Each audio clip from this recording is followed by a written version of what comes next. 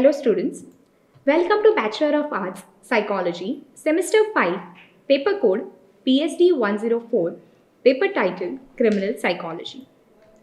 In the first unit of Understanding Crime and Criminal Psychology, we will be looking at the 10th module Biological Approaches to Crime Neuropsychology. Myself, Madhuri Sharad Marathe, Assistant Professor from MES College of Arts and Commerce, Zuarinagar, will be taking you through this particular module. In this particular module, we will be covering brain, lobes of the brain, frontal lobe, prefrontal cortex, subcortical structures such as amygdala, and at the end, we will evaluate the biological approaches to crime. At the end of this particular module, you will be able to explain the role of brain in criminal and antisocial behavior. And you will be also able to understand different parts of brain involved in emotion and motivation. Let us start. Remember this particular structure? Yes, it's a human brain. It is a very spongy mass divided into two hemispheres, left hemisphere and right hemisphere. This particular brain of humans is made up of four lobes: frontal lobe, parietal lobe, temporal lobe, and occipital lobe. Here is a pictorial depiction of a brain. Frontal lobe is in the front. We have just behind the frontal lobe, parietal lobe, and at the back we have occipital lobe. And below this we have temporal lobe. Lobes are interconnected in nature. And though we have four different lobes, the functions are distributed but they are interconnected in nature. Important mental processes take place in this cerebral cortex.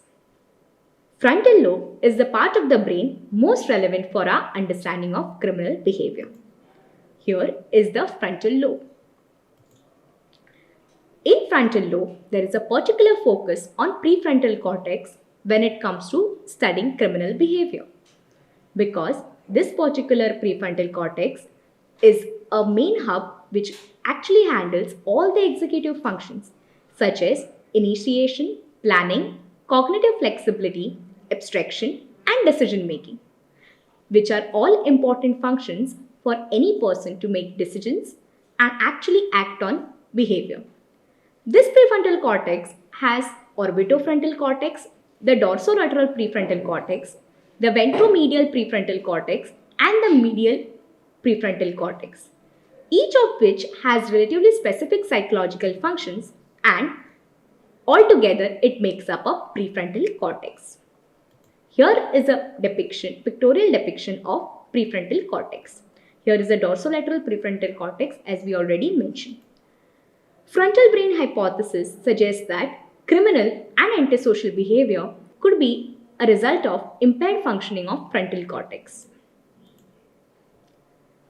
Along with prefrontal cortex, we have amygdala, which is located under the cortex, which also plays an important role when it comes to studying criminal behavior. Amygdala is a part of limbic system along with other parts of the brain. Amygdala is a part of limbic system which is critically involved in emotion and motivation. This amygdala plays a role in processing and regulation of emotion, and it recognizes anger and fear responses.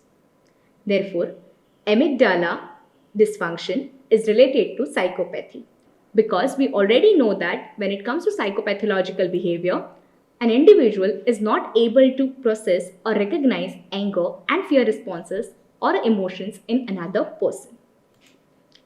Here is a pictorial depiction of amygdala. Here it is an almond shape in nature. At the end, let us conclude about biological approaches to crime. This particular approach to understand criminal behavior is a very important one, because it lets us understand individual differences in crime. It actually justifies why a particular person engages in criminal behavior but why another person doesn't. Self-regulation is an important function of prefrontal cortex among other structures. With this, we come to know that the biological approaches to crime are important to study because certain parts of the brain, like prefrontal cortex, are actually governing our behaviors such as self-regulation. And it also gives importance to gene and environment interaction. Although, for a very long time, there was reluctance on the part of criminologists to incorporate biological approaches to understand criminal behavior. But because they had a fear that there would be a determinist view of crime in which nothing can be done to alter the behavior if biological approaches to crime was endorsed more. But along the years, contemporary genetic approaches emphasizes the complex interaction of genes and environment, which gives importance to both genes and environment equally. Although we know that there is a presence of formidable methodological issues in carrying out biological research on crime to understand more about biological approaches to crime.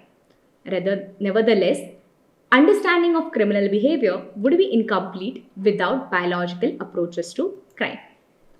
To know more about this particular topic, you can refer to An Introduction to Criminal Psychology book by Russell Durant, second edition, British Library publication.